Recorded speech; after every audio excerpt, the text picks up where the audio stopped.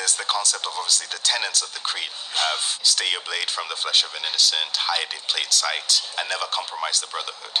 I think the third one especially resonates with a lot of the fan community because we see ourselves as that brotherhood. So I've been thinking a lot lately about random things. I've been having some sort of a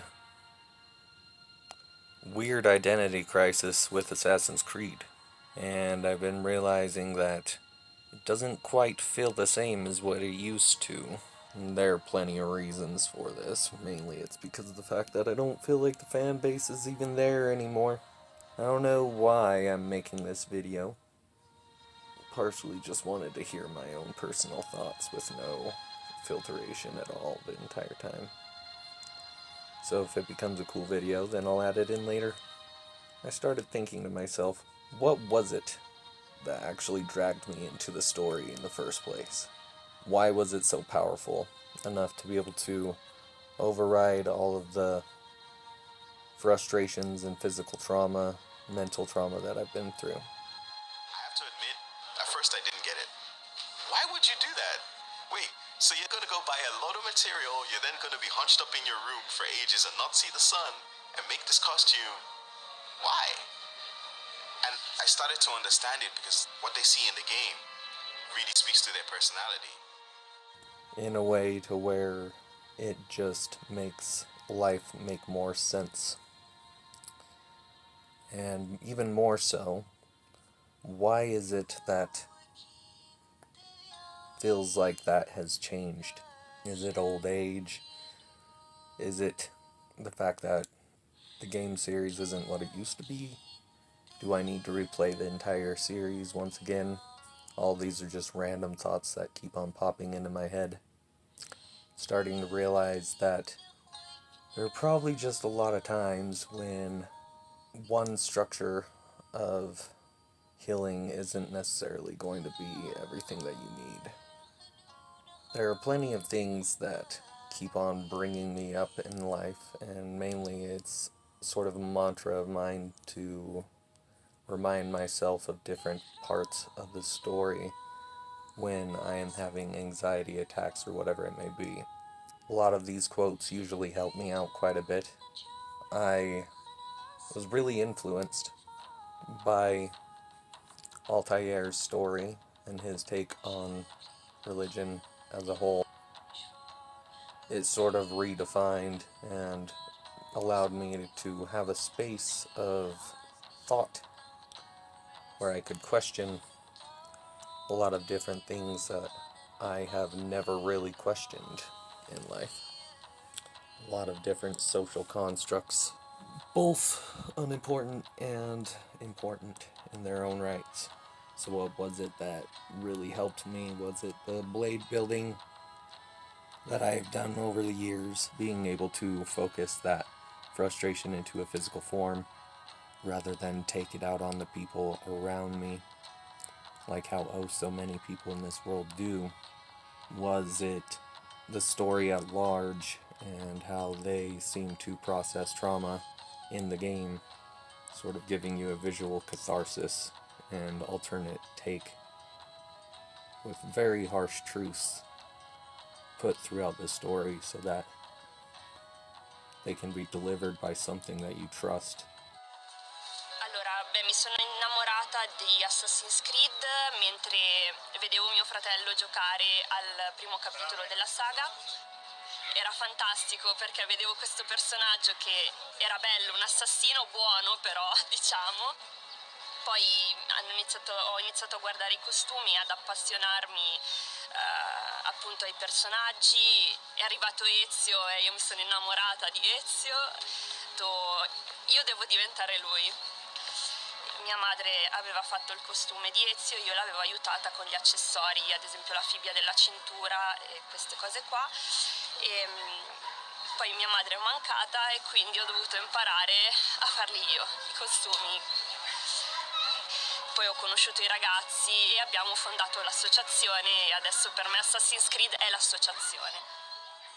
There are a lot of thoughts that ramble through this brain. I'm trying to redefine what I need from the creed in itself and how that can affect me. The games and the books still always make me cry and everything, so whenever I need to regress in a safe manner, I always turn to them, and it always works. I remember the fan base used to be the best part. There were a lot of people that would really identify with you on a lot of baser levels because it was so small at the time. It changed a lot of things. When you met a fan, it literally felt like you were meeting some lost cousin or something that you've never really even known existed. Now it's not really that, it's just people trying to brag about how much they know in order to try and achieve some clout, which is pointless, because that's never been what the Assassin's Creed has been about. I don't know why I'm saying this stuff. You can take it as you go. You probably stopped watching the video by now. But if you haven't, leave your thoughts in the comments down below. If you're an OG fan, I'd really like to hear what your take on this is. I know that a lot of people just keep on growing in life and they find alternate things to focus on. Their children, their family, their job, their whatever it may be. I think maybe that is why Assassin's Creed is so deep for me. My family was very Masonic. We do not necessarily live for the purpose of monetary goal, family goal, whatever it may be. This was something that was like really taught to me heavily in my youth, more so than when I was older. That you focus on the whole and live the warrior's path. You don't do it for clout.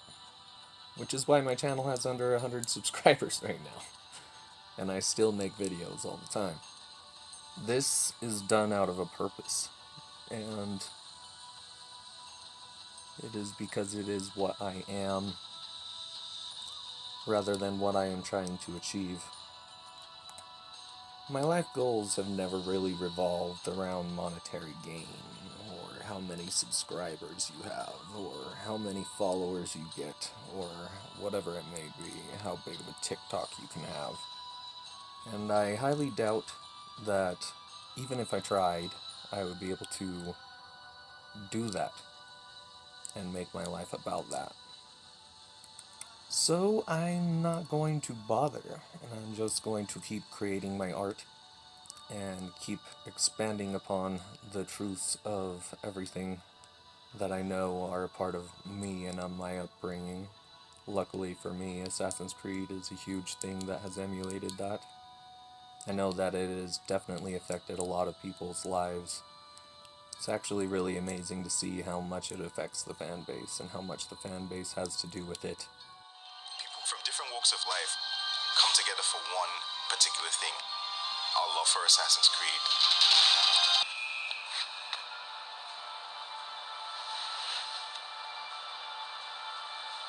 When I made our original Assassin's Creed parkour video, I believe it was in 2012, it was solely just a fan project. I was a big fan of the video game, and I was like, I want to do a live action version of this. I would have never imagined how big it would have exploded, but when we uploaded it on YouTube, within the first week, it had 8 million views.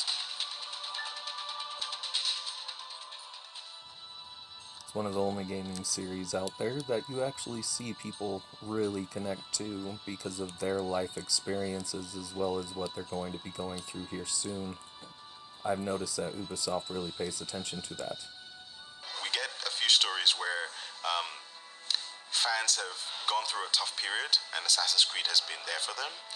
We've had a few stories of people beating cancer or beating, like sometimes almost terminal illnesses, and they've been playing Assassin's Creed through that time, and it's really got them through.